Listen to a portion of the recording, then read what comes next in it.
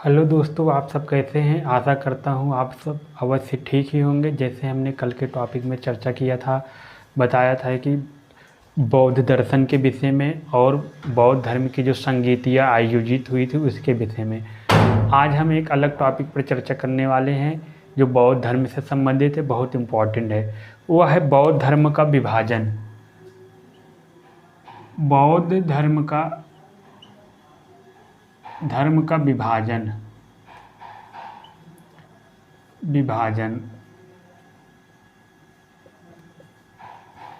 आपको बता दें, बौद्ध धर्म का विभाजन जो है दो भागों में हो गया था, हीनयान और महायान। हीनयान में जो था बुद्ध को महापुरुष की संज्ञा दी गई, महायान में बुद्ध जो है भगवान बन गए। हीनयान में बुद्ध जो है प्रतीकों के रूप में थे, महायान में मूर्ति के रूप में स्थापित हो गए बुद्ध जो है। उसके बाद अब महायान शाखा में बुद्ध की पूजा की जा रही है, पूजा अर्चना की जा रही है। और साथ ही साथ हीनयान में पूजा अर्चना की कोई ऐसी चीज़ें नहीं हैं, और बल्कि हीनयान शाखा में क्या किया जा रहा है, हीनयान वाले जो है अरहत प्राप्त करने के लिए बल देते हैं। अरहत मतलब कि स्वयं के जो होता है ज्ञानी व्यक्ति, यानी जो ज्ञान प्राप्त कर ले उसे अरहत कहते हैं। और जबकि महायान शाखा में जो बुद्ध हैं वो बोधिसत्व की प्राप्ति की ओर अग्रसर होते हैं। बोधिसत्व जो होते हैं उनको एक करुणामय माने गए हैं, जो सब व्यक्तियों को प्रबोध के मार्ग पर लाने के लिए अपना निर्माण को खुद ही वो विलंब कर देते हैं। जैसे कि बोधिसत्व हैं, जैसे कि आप देखेंगे बोधिसत्व अवलोकितेश्वर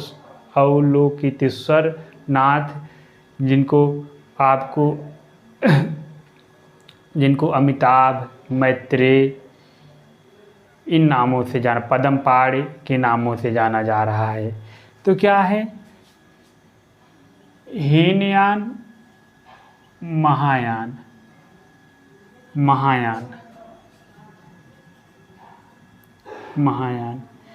हीनयान में जो है, हीनयान जो संप्रदाय के लोग थे वो मानते थे कि भैया बुद्ध जो है सामान्य व्यक्ति हैं, बुद्ध सामान्य व्यक्ति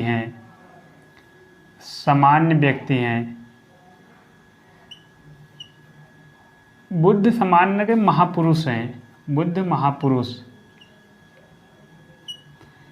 यहाँ बुद्ध जो है ईश्वर हो गए हैं।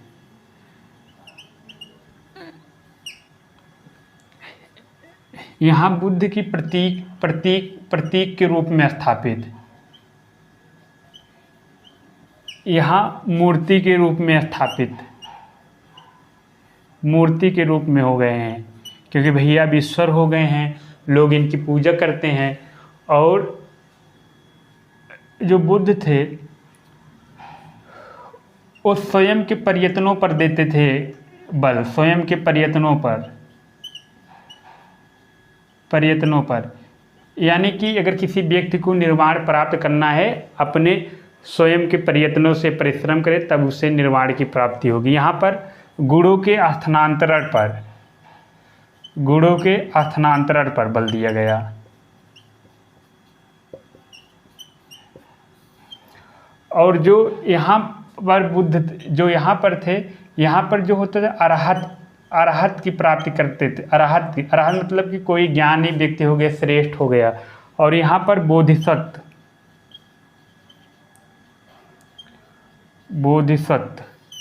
आपको बता दें, बोधिसत्व जो होते हैं, बोधिसत्व यहाँ पर महायान शाखा वाले मानते हैं, संप्रदाय वाले। बोधिसत्व जो होते हैं बहुत ज्ञानी व्यक्ति होते हैं, करुणामय होते हैं, उनके अंदर करुणा होती है, कभी क्रोध नहीं करते, उनके अंदर लोभ की भावना नहीं रहती है। यही बोधिसत्व जो हैं अपने क्या होता है, सबको निर्वाण प्राप्त कराने के लिए अपने ही निर्वाण को विलंब कर देते हैं, जिससे सब व्यक्ति दुखों से मुक्ति हो जाएं। जैसे बोधिसत्व जिसे अवलोकितेश्वर नाथ बोलते हैं, जिन्हें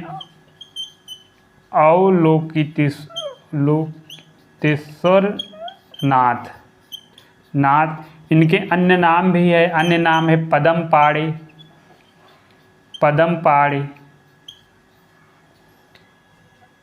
मंजूनाथ, अमिताभ,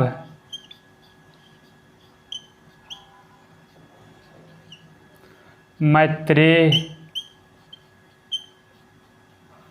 और क्या है, इनको इसलिए मैत्रेय इन नामों से जाना जा रहा है।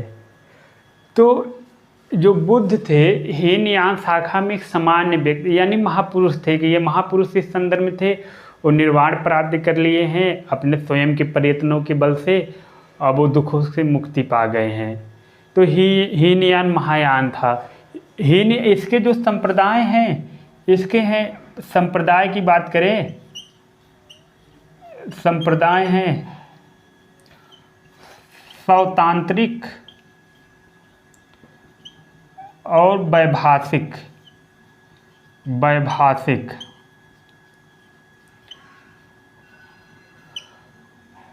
और फिर इसके उप संप्रदाय भी हुए, उप संप्रदाय हीनयान के उप संप्रदाय में जो हुए सरबस्तिवाद,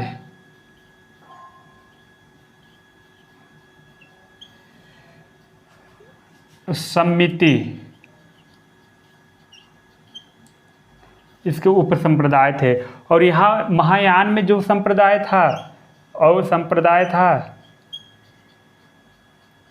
महायान में संप्रदाय था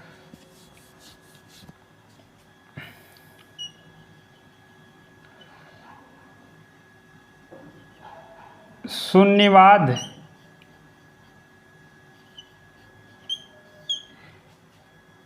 और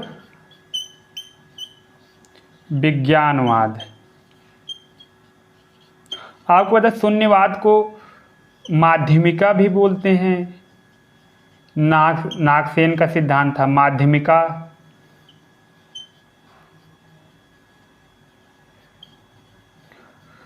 और विज्ञानवाद को योगाचारवाद भी बोलते हैं, योगाचारवाद बोलते हैं। ये था हीनयान और महायान से संबंधित चीज़ें।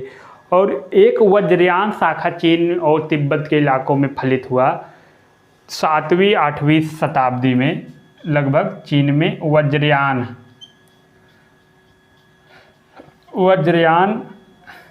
संप्रदाय, जो वज्रयान संप्रदाय के लोग थे ये तांत्रिक थे, एक तंत्र के माध्यम से निर्वाण प्राप्त करना चाहते थे। ये मंजुकल्प सूत्र में और गुहा, इनके जो सिद्धांत हैं आपको मिलेंगे, जो सिद्धांत हैं आपको मंजुकल्प सूत्र, कल्प सूत्र और गुहा समाज नामक ग्रंथ से लिए गए हैं, इनके। ये पंचमकारों की अब ये साधना करते थे। पंचमकार आप देखे देंगे, जैसे कि मछली, मत्स्य जिसे बोलते हैं, मदिरा, मांस और मैथुन, मुद्रा, ये पंचमकारों की भी साधना कर रहे हैं। पंचमकार कौन कौन से हैं? पंचमकारों की साधना, जो बुद्ध हैं, बुद्ध को देवी तारा से जोड़ दिया गया। वज्रयान शाखा में देवी तारा से जोड़ दिया गया। और इसमें तंत्र मंत्र की ही अब चल गए, तंत्र मंत्र के माध्यम से निर्वाण की प्राप्ति करना है। और उसके बाद कुछ कालांतर में लगभग 11वीं शताब्दी में इस संप्रदाय जो था यह वज्रयान संप्रदाय, इसमें इसका ही एक रूप हुआ कालचक्रायन, जिसमें काल चक्र की पूजा हो रही है, काल चक्रायन की पूजा हो रही है। तो ये था वज्रयान संप्रदाय में। पंचमकार में आप देखेंगे पंचमकार कौन कौन से हैं? मांस, मैथुन,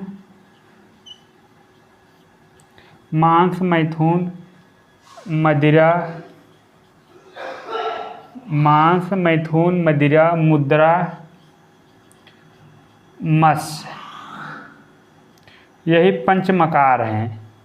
अब इनकी ये साधना करते हैं, यानी तंत्र मंत्र की अब माध्यम से पूजा कर रहे हैं। ये जो बौद्ध ने सिद्धांत दिया था उस सिद्धांतों से अलग हट करके अब इनकी साधना कर रहे हैं।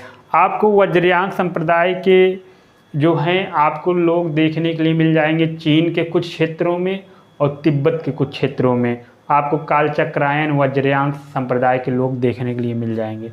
फिर अब आ जाता है बौद्ध साहित्य के विषय में, जैसे कि बुद्ध के जीवन को प्रभावित करने वाले जो साहित्य हैं, कौन कौन से साहित्य हैं जिसके माध्यम से हम बुद्ध के विषय में और जानकारी प्राप्त कर सकें और बुद्ध के जो साम्राज्य के विषय में विस्तार से वर्णन है, बुद्ध ने जैसे जो कल्याणकारी काम किए थे उसका। तो आपको बता दें जो बौद्ध साहित्य है, बौद्ध साहित्य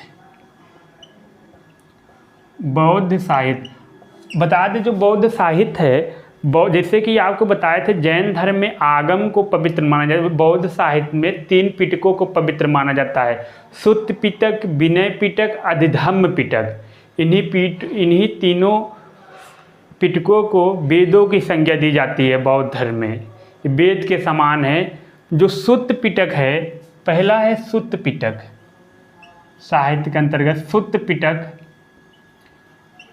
सुत्त पिटक में बौद्ध धर्म के सिद्धांतों जो सिद्धांत है इसमें कौन सा सिद्धांत है? बौद्ध धर्म के सिद्धांत हैं,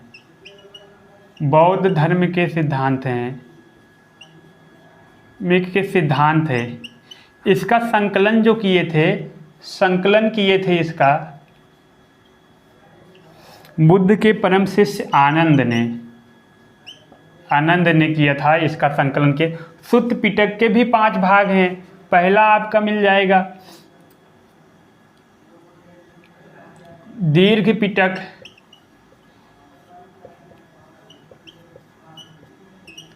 संयुक्त पिटक, दीर्घ निकाय है, पिटक नहीं है, दीर्घ निकाय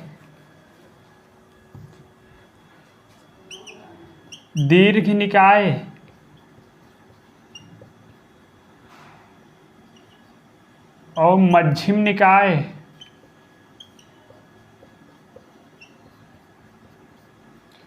फिर उसके बाद संयुक्त निकाय,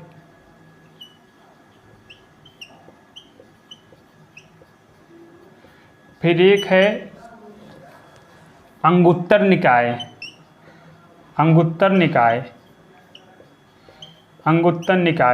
इसमें 16 महाजनपदों का नाम है, 16 महाजनपदों का नाम है।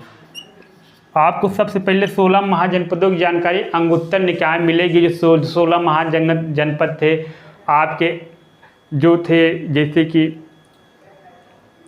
काशी, अवंती, वश, कौशल, ये सब जो आपके 16 महाजनपद थे, इसकी जानकारी जो है अंगुत्तर निकाय मिल जाएगी। और दूसरा पिटक है विनय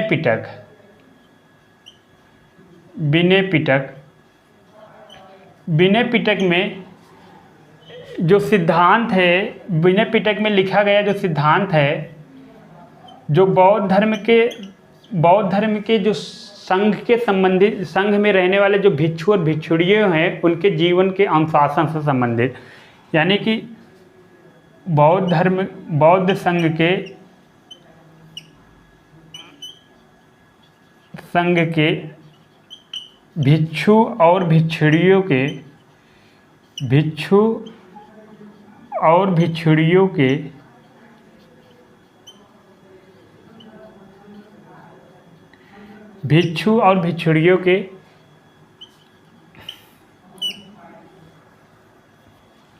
अनुशासन से संबंधित।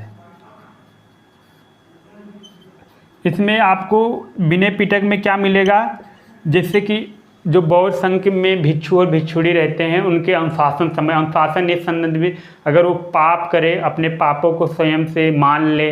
आपको हमने बताया था जैसे कि जब बौद्ध जो भिक्षु या भिक्षुणी हैं, जब वर्षा ऋतु के समय बौद्ध मठों की ओर प्रवास करते हैं तो अपने गलतियों को स्वीकार कर लेते हैं स्वयं से। इसके लिए इसको पवरन कहते हैं। इसके लिए एक सभा भी आयोजित किया जाता है। तो ये सब नियम जो है विनय पिटक में है। इसके जो संकलन किसने किया था? संकलन किए थे इसको उपाली ने किया था इसका संकलन। तीसरा है आपका पिटक अभिधम्म पिटक।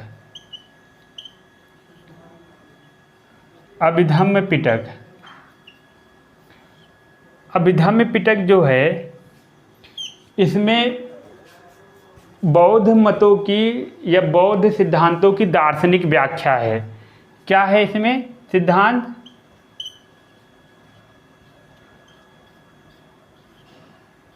बौद्ध सिद्धांतों की दार्शनिक व्याख्या।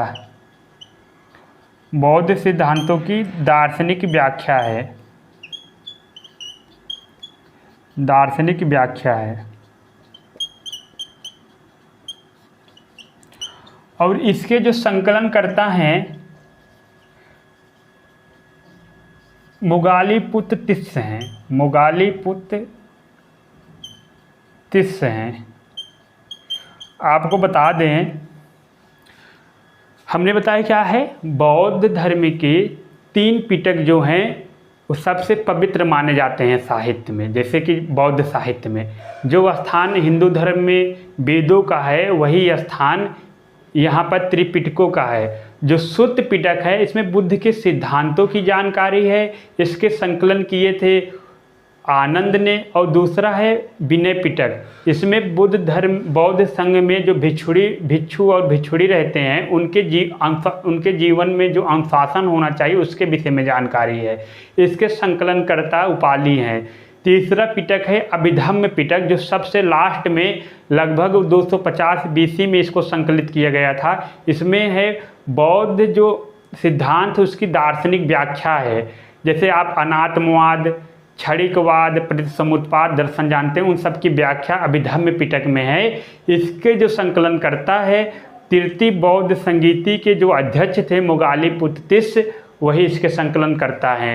ये हो गया बौद्ध साहित्य के त्रिपिटक। और बौद्ध साहित्य जो हैं आपके मिलिंद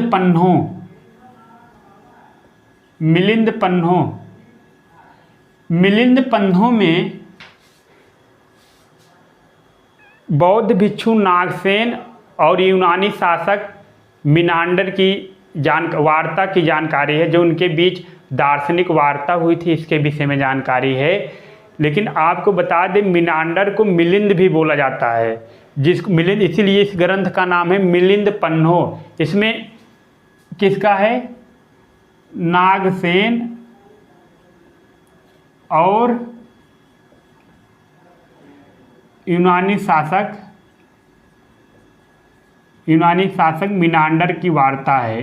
शासक मिनांडर की वार्ता की जानकारी है। फिर दूसरा ग्रंथ है आपका दीपवंश।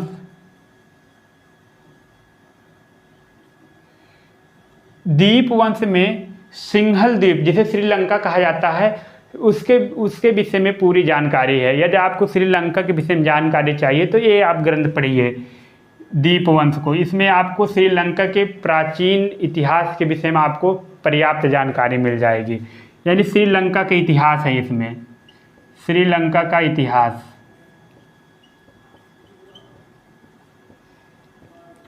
और आपका फिर एक बुक है जिसका नाम है महावंश। महावंश में जानकारी ये है, जो मगध के शासक हुए थे उनका क्रमबद्ध से जानकारी महावंश में ही है। जैसे कि आपके देखेंगे हर्यक वंश आया था, फिर शिशुनाग वंश आया था हर्यक वंश के बाद, फिर नंद वंश आया था, फिर मौर्य वंश आया था, फिर शुंग वंश आया था। इसकी जो विस्तार से क्रमबद्ध से जानकारी है ये महावंश में है। यानी मगध साम्राज्यों का क्रमबद्ध से जानकारी है। मगध शासकों का क्रमबद्ध से जानकारी, इसमें आपको मिल जाएगी क्रमबद्ध से जानकारी।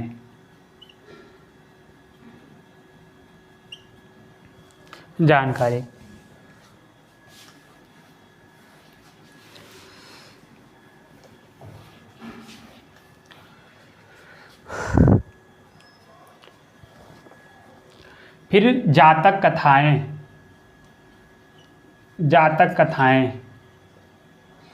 जातक कथाएं में बुद्ध के पूर्व जन्मों का जानकारी है। इसमें पूर्व जन्मों की जानकारी है कि बुद्ध पूर्व जन्म में क्या थे, इसकी जानकारी जातक कथाओं में मिल जाएगी। फिर महावस्तु एक ग्रंथ है, महावस्तु विनय पिटक से संबंधित बुक है। विनय पिटक जो है त्रिपिटकों में, उससे संबंधित बुक है विनय पिटक संबंधित बुक।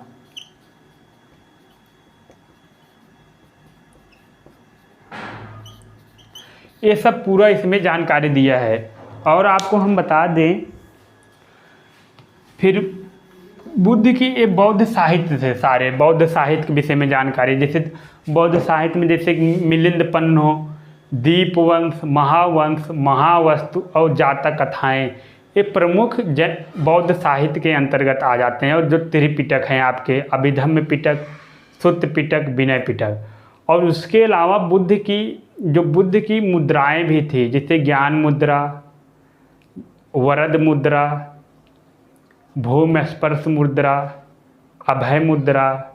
ये सब क्या है, बुद्ध की कुछ मुद्राएं हैं जो यह इंगित कर रही हैं कि संसार में जो ज्ञान की प्राप्ति व्यक्ति कर लेता है, उसके अंदर अहंकार, राग, द्वेष, लोभ, मोह की भावना नहीं रहती है। ये सब जो चीज़ें रहती है, अलग अलग मुद्रा की अलग अलग व्याख्या। जैसे अभय मुद्रा यह दर्शाता है कि बुद्ध जो हैं, यह दर्शाता है कि व्यक्ति को दयालु, सहिष्णुता, निडर होना चाहिए। ये सब इंगित करता है। फिर आ जाता है बौद्ध धर्म की समाज में देन क्या है, क्यों इतना प्रचलित हुआ, बौद्ध धर्म क्यों प्रचलित हुआ, धर्म क्यों प्रचलित हुआ।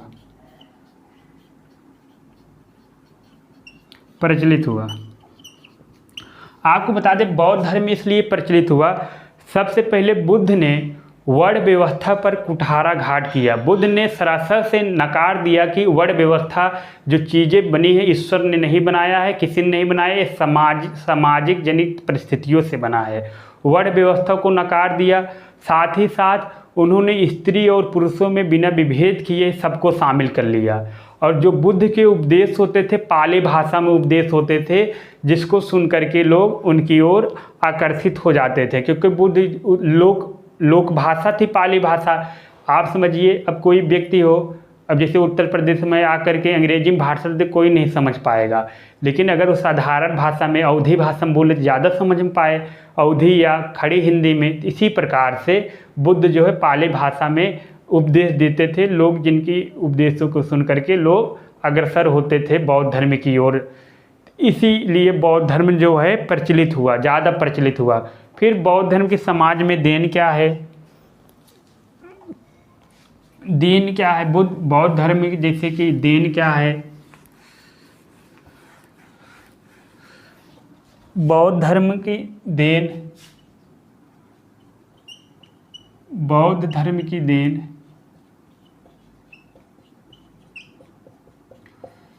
नंबर 1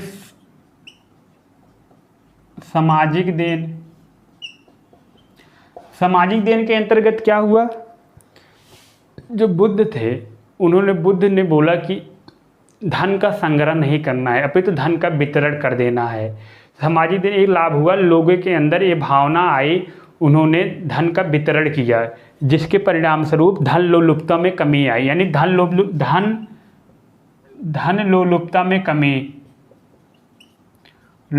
में कमी।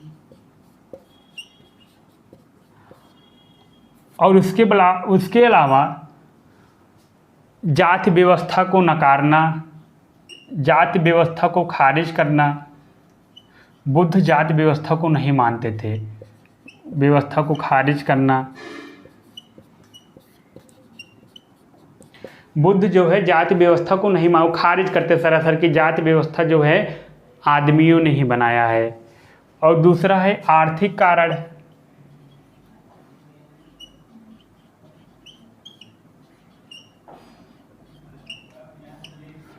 आर्थिक कारण ये हुआ, जो बौद्ध धर्म के लोग मानते थे मध्यम मार्ग अपना करके, क्योंकि बुद्ध का जो मार्ग था मध्यम मार्ग था, तो उसको अपना करके लोग जो है व्यवसाय भी करते थे बढ़िया तरीके से और बढ़िया से खुश भी रहते थे।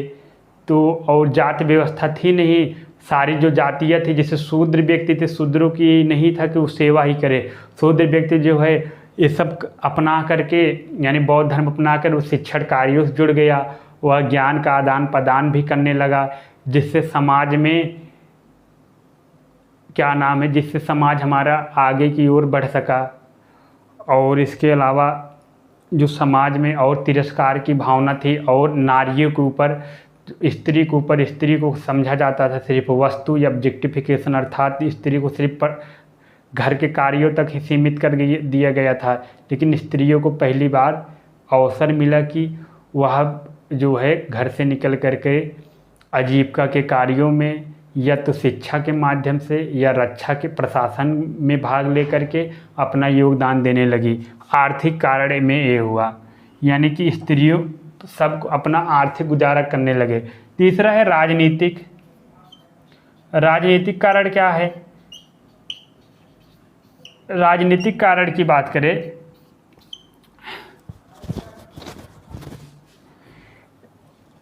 जो व्यक्ति बौद्ध धर्म को अपनाए उन्होंने अहिंसा को अपने जीवन में अपनाया। जैसे आप अशोक को देखेंगे, उसका हृदय परिवर्तन कलिंग युद्ध के बाद हो जाता है। उसके बाद वो हिंसा छोड़ देता है, अहिंसा अपना लिया। राजनीतिक जो राजा थे, जो भी राजा बौद्ध धर्म को अपने राज्य में प्रश्रय दिया, उन राजाओं ने अहिंसा का पालन अवश्य किया। इसका जीता जागता उदाहरण है अशोक। अशोक ने देखिए बौद्ध धर्म को अपने राज्य में प्रश्रय दिया, जिसके परिणाम स्वरूप अब क्या हो गया, ये अहिंसा को मानते थे, यानी कि अहिंसा को मानते थे। इसी से प्रभावित होकर उन्होंने धम्म चलाया था अशोक ने। फिर एक होता है धार्मिक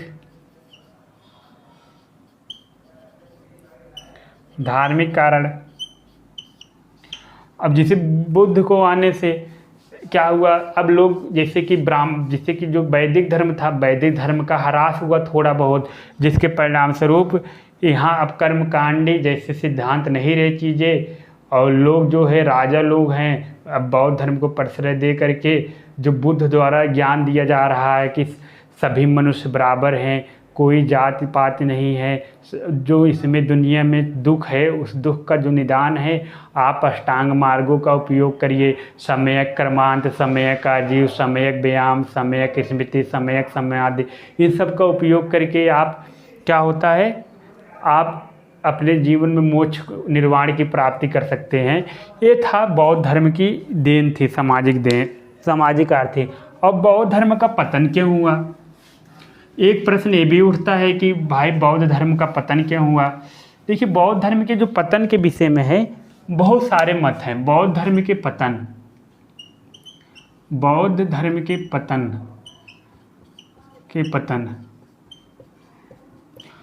धर्म का सबसे जो पतन का प्रमुख कारण है, बुद्ध को अब जो है विष्णु के 9वें अवतार कह दिया जा रहा है। जैसे कि जो विष्णु थे वो हैं वैदिक धर्म के देवता हैं, अर्थात हिंदुओं के देवता थे, जैसे कि भगवान थे। तो उन बुद्ध की तुलना उनसे, यानी कि अभी बुद्ध से तुलना इनकी कर दी जा रही है कि ये विष्णु के 9वें अवतार हैं। आप फिर देखेंगे, फिर जैसे कि आपके अवतार पर जैसे विष्णु के 8 अवतार जैसे आप देखेंगे, वराह अवतार, कूर्म अवतार, वामन अवतार, मत्स्य अवतार और परशुराम अवतार, राम अवतार, ये सब जो अवतार हैं, और नरसिंह अवतार, इन सब 8 अवतारों के बाद जो एक अवतार ये है, ये बौद्ध, जो भगवान विष्णु ने अवतार लिया है बौद्ध के रूप में लिया है, बुद्ध भगवान के रूप में लिया, जो करुणामय हो गए। और उसके बाद जो और एक पतन का कारण माना जाता है, अब बौद्धों की जो भाषा थी वह भाषा थी पहले पाली, लेकिन कालांतर में जो भाषा हो जाती है संस्कृत भाषा होने से लोगों को समझ में कम आता था और जो बौद्ध मठ था वो पथभ्रष्ट हो चुका था। उसमें बहुत सारी कुरीतियाँ होती थी, उसमें जो है बलात्कार, चोर और छिपते थे। कोई व्यक्ति चोरी करके आता था, मठों में छिप जाता था, क्योंकि उनको ऐसा अनुमान रहता था मठों में कोई व्यक्ति छानबीन नहीं करने आएगा। ये सब तरह तरह के होते थे।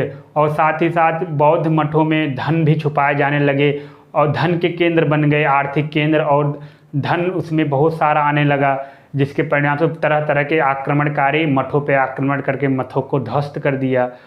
और एक कारण यह भी है, जो गौड़ शासक शशांक था, जो शैव धर्म अनुयायी था, उसने जो बोधि वृक्ष को ही कटवा दिया, पीपल वृक्ष को, जिसके नीचे भगवान बुद्ध ने ज्ञान की प्राप्ति किया था, उस वृक्ष को ही वो कटवा दिया गौड़ शासक शशांक ने।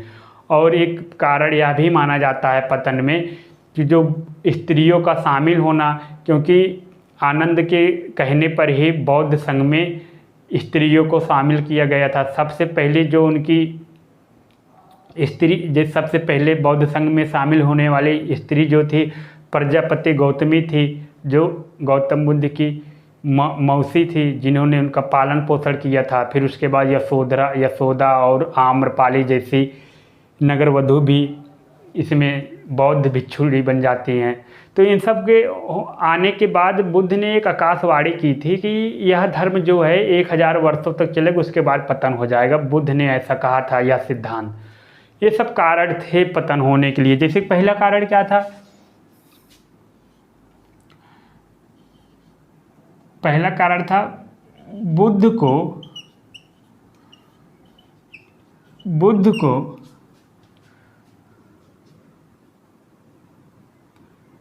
क्या कर दी? बुद्ध को तुम किसकी तुलना दे देना? बुद्ध को विष्णु का अवतार मानना, विष्णु का अवतार मानना। बात ये हो गई। अब लोग मानना, अब जो है ब्राह्मण धर्म का ह्रास हुआ था। अब लोग जब विष्णु का अवतार मानने लगे, जिसे ब्राह्मणों को लगा अगर इससे विष्णु का अवतार मानेंगे तो इससे हमारा उत्थान भी होगा, जिसके परिणाम स्वरूप बुद्ध को विष्णु को जब अवतार माना गया, तब यही घटना हुई थी कि तब उसके बाद जो है बौद्ध धर्म का पतन होने लगा। क्योंकि जब विष्णु का अवतार मान गए, इनकी पूजा पाठ होने लगी मंदिरों में, फिर वही पुरोहित वर्ग वाला उत्थान होने लगा और फिर लोगों का, गरीब व्यक्तियों का शोषण होने लगा। तो यही परंपरा, यही चलने लगी परंपराएं। फिर दूसरा था, यानी कि अब जो था उपदेश जो है संस्कृति भाषा में देना, उपदेश संस्कृत भाषा में देना, संस्कृत भाषा में देना।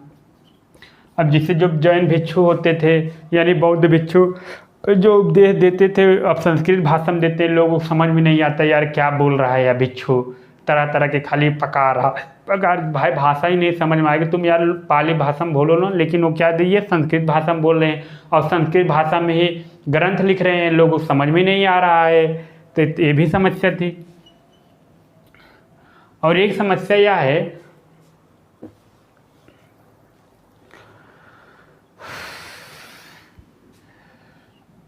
जो है एक कारण यह भी है, यानी कि बोधि वृक्ष को कटवाना, बोधि वृक्ष को काटना। जो बोधि वृक्ष है जो बोध गया में था, उसको शैव शासक जो था, शैव धर्मानुयायी गौड़ शासक जो था, शैव धर्मानुयायी शशांक ने इसे कटवा दिया था, जिसके बराबर लोगों के मन में धारणा फैल गई कि यार अब बुद्ध जो है महापुरुष हैं, जिसके नीचे ज्ञान की प्राप्ति किए थे, इस शैव धर्म यानी शैव धर्म को मानने वाला गौड़ शासक यह काट दे रहा है, तो अच्छा है नहीं। और चौथा कारण है,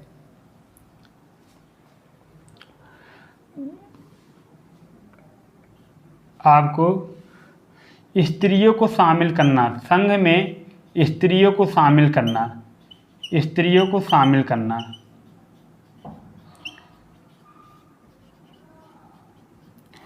बुद्ध ने बताया था यदि आप संघ में स्त्रियों को शामिल करेंगे तो यह बौद्ध धर्म जो है ख़त्म हो जाएगा, क्योंकि बुद्ध को पता था जो इसमें भिक्षु होंगे, अगर स्त्री भी भिक्षुड़ी होंगे, साथ साथ अगर वो भिक्षा मांगने जाएंगे, इससे भिक्षु भिक्षुड़ी और साथ साथ वो मठों में रहेंगे, उनके अंदर कहीं न कहीं आकर्षण का केंद्र होगा, क्योंकि हमेशा जो है प्लस और माइनस जो होता है, प्लस माइनस का रिएक्शन जानते ही हैं। तो यही कारण था, स्त्रियों को शामिल करना भी बौद्ध धर्म के पतन का कारण था। पांचवा कारण था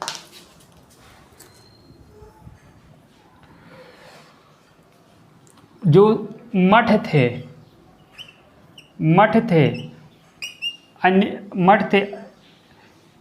मठ अपराध के केंद्र बन गए हैं, अपराध के केंद्र बन गए हैं मठ, अपराध के केंद्र।